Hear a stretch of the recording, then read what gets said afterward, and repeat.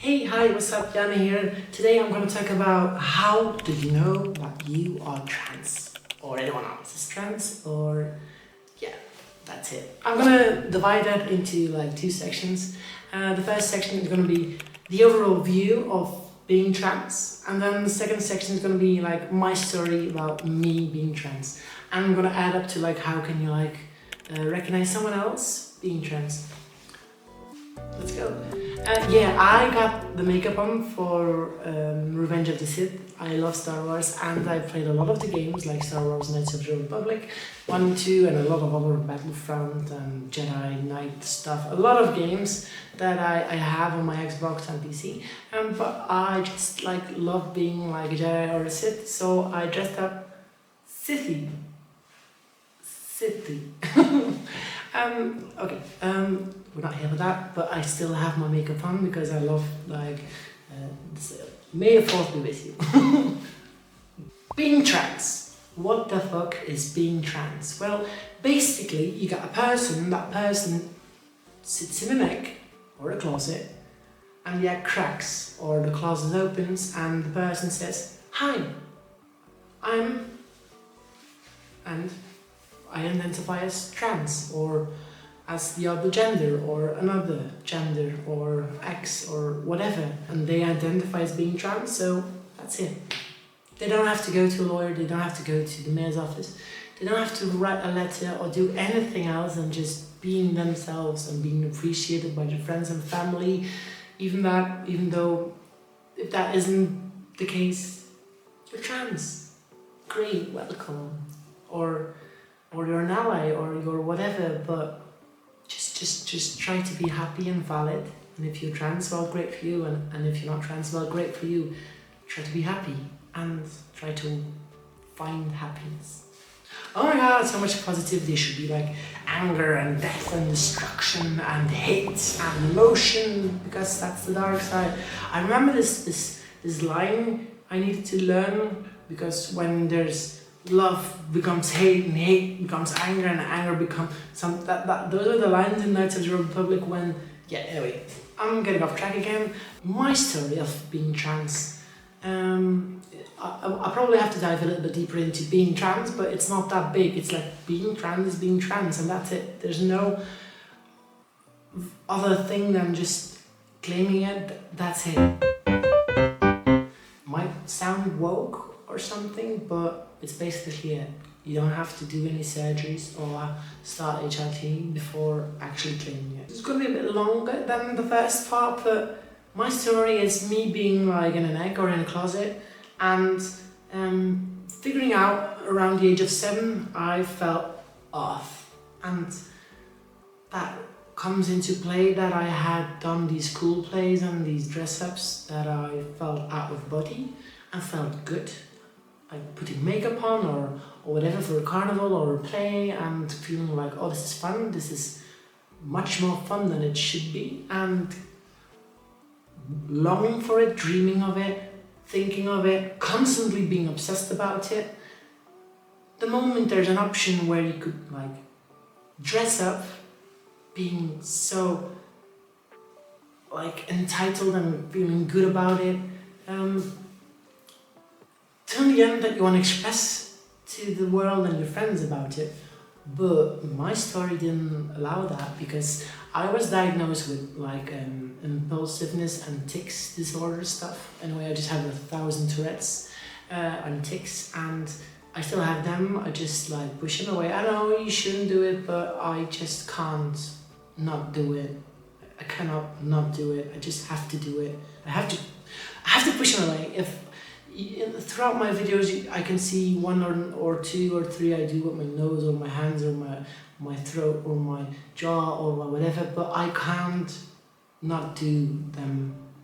Like my psychologist and therapist say, just gotta be yourself, let it out, but I can't. I was always like pushed to push it away, because I had to do acupuncture, and they always asked me to go again and again and again, because yeah, if you do that, Dana, well, that name, you'll lose your tics, right? And stop it, and stop it, and stop it. So after a couple of sessions, I said like, yeah, they're gone. Mom, Dad, they're gone. Look, I don't have to go anymore. No more needles, please. And I didn't have to go anymore. So great, I got cured. But what about my feelings and my everything that's happening? Will I be locked up in my house now? Will I have to go to a doctor and get another treatment? I was like 7, 8, 9 years old. So yeah, I locked it up, like my tics, and did not communicate with anyone about it. And they grew and grew and grew. And a bit later I got like, sorry, I'm back. I just removed my lashes because these were fake lashes, and I'm not that good in fake lashes. I just tried my own lashes. I just removed my lashes. So where was I? Me being young and hiding it until the point that I got into the bedroom of my sister, and that was a girl bedroom. Why was that a big thing? Well, she went studying inland, and I slept in her bedroom, dressed in her bedroom, lived in her bedroom, and I felt so in touch with myself.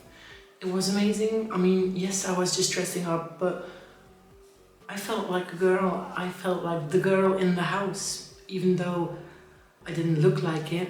When I was on my own in that room, I looked like it and I felt like it, and that was all that matters. But it was only there and then, and I kind of missed that until the moment I lived alone. I bought a lot of stuff, and I was always that girl when I was alone. So still in the closet, still in the egg, still locked up, until the point that I was like 18, 19 years old. I found out that I was trans. I always felt like I was an abomination, and I found it out. Transgender. That's me. I'm transgender. Shit, I'm transgender. What does that mean? Okay, that means if I tell my family, my friends, my work, oh, what will happen? What will happen? Okay, I gotta get out to the world. Hey, that's a beautiful girl. We're together now. And we live together, and we stay together, and that's my story. I never came out. Things changed and grew, and my coming out got cancer. I hoped. I didn't hope. Damn. So I promised myself a lot of times that I was not gonna come out. I threw away my clothing, bought it all back again, threw away my clothing, bought it all back again, threw away my clothing. I think I did it 3 to 4 times, and eventually I came out. It's me. But that's my story of being trans, and in my view, I didn't feel like trans until I eventually came out and started the HRT. But that isn't valid. I mean, that is valid, but that isn't mandatory. Because that's the reason why I never claimed being a cross-dresser. Because I never felt a cross-dresser. Because I always felt like I was just dressing up, being just a dresser. A cross-dresser is dressing up the opposite gender, but I didn't feel male. I just acted male, but I didn't claim and feel and identify as a man before. So now I'm just being myself, being happy, and I hope everyone can do that. There are a lot of people in this situation, and you might know this with other people. And now I would like to express my feeling towards the others. You might have a brother, a sister, your dad, your mother, your uncle, your aunt, friends at school, friends at work, whoever. And you can notice things about them, but I'm here to tell you that's not always the thing.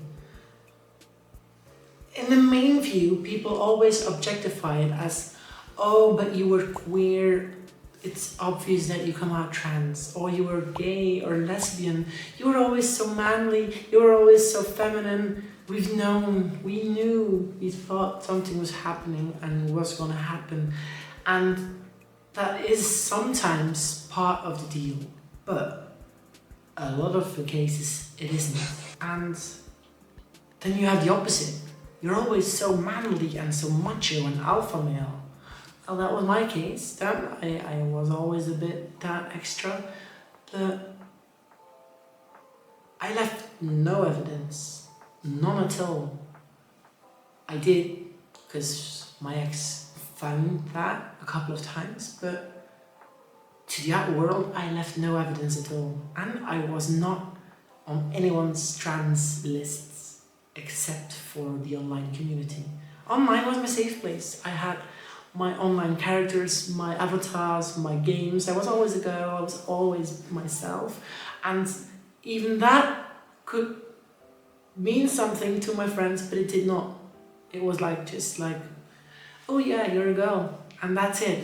Even that, people didn't like, if there was an excuse, that would be my excuse, like, oh, the hitbox is smaller, or it's fun and cute, and I love looking at girls. I always had an excuse. So if you have a friend that's using this could be evidence, but it could also not be evidence. It could just be a person, an average Joe, or an average Jane. It could be a complete anti-trans person that's very anti-trans, always laughing with it, always being anti-LGBTQIA+. That person could be expressing his or her jealousness against that, because that person might come out of the closet after that as gay or lesbian or queer or trans or whatever. So in any case, there is no definition, there is no evidence, there is no knowing before a person comes out. And there should be like evidence that being trans or being gay or being lesbian is noticeable in brain activity, and that might be the case, but you can't know that as a person or a friend or a parent. You can't. So please be gentle with the people around you that come out, because these people had done a courageous thing. They need the support, they need the love, they need the presence of another. If you have problems with it, talk about it with them. And if you don't want to talk about it, make yourself strong and approach them and still try, because ignoring that person is the worst you can do. That's the worst. Saying, hey, you do you, and then leaving them out of your life is the worst possible thing you can do, because you'll push them out of your life and let them feel alone. Okay, this is pretty personal to me now, because that's what happened with me. But anyway, my entire video is about how do you know when someone's trans. You cannot. It might be obvious, it might not be obvious at all. Everyone's valid. Anyway, that's just the video. Oh my god, that got pretty emotional. Thanks for watching. Enjoy my other socials, Instagram, TikTok, the big one, and yeah. Thank you, 117 out. And again, I have no idea how to end and wrap up this video, so may the 4th be with you, and lightsaber fight.